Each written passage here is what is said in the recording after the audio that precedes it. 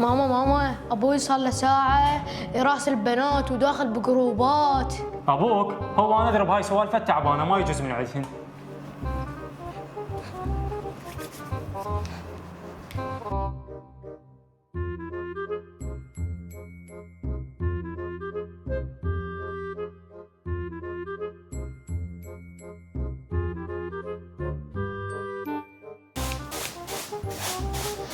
والله لو الله خالقنا رجال اشتغل 1000 شغله ولا اظل على قعدتك هاي.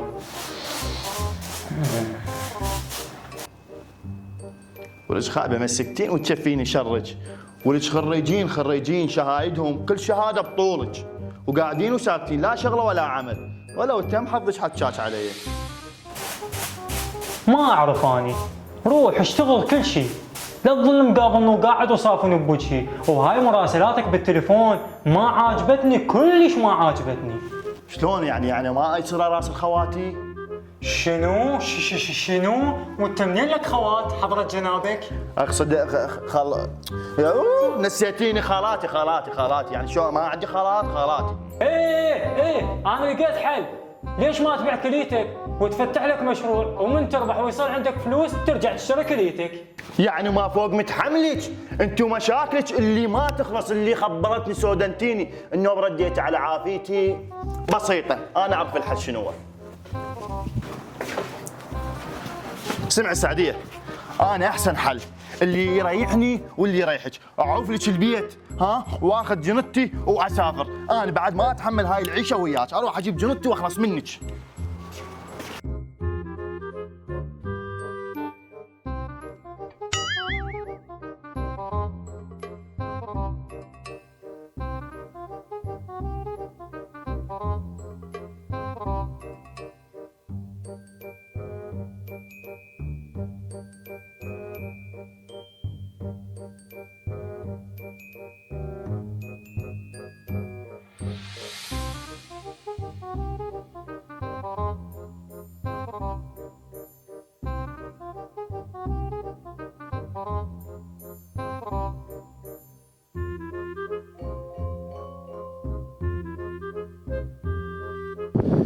ايه واخيرا خلصت مني السعديه يا يمه، وعلي موتت بس تناقر هاي المره خبلتني والله.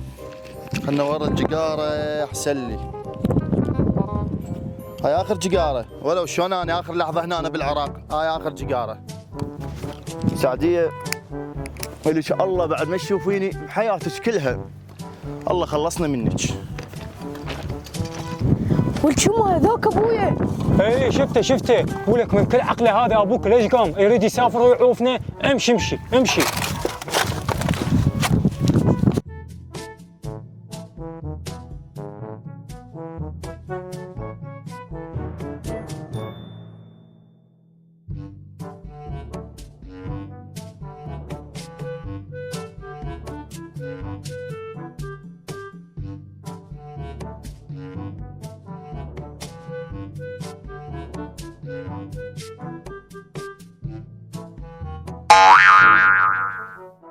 ولك خايب عبالك تسافر وتعوفني، تريد تشرد وتذب ابنك علي، وراك لحد ما تموت. وين ما تطير بويا وراك.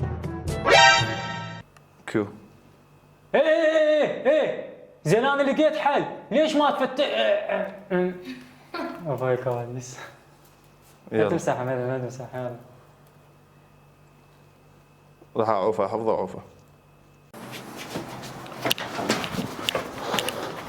سمع سعديه، انا بالنسبه لي بعد ما اقدر اعيش وياك، احسن حل الي والك اعوف لك البيت واروح، وهذا ابني خليه يفيدك. لا ابني شنو خليه يفيدك؟ عوفه لا سد عوفه، يلا تعال اطلع عوفه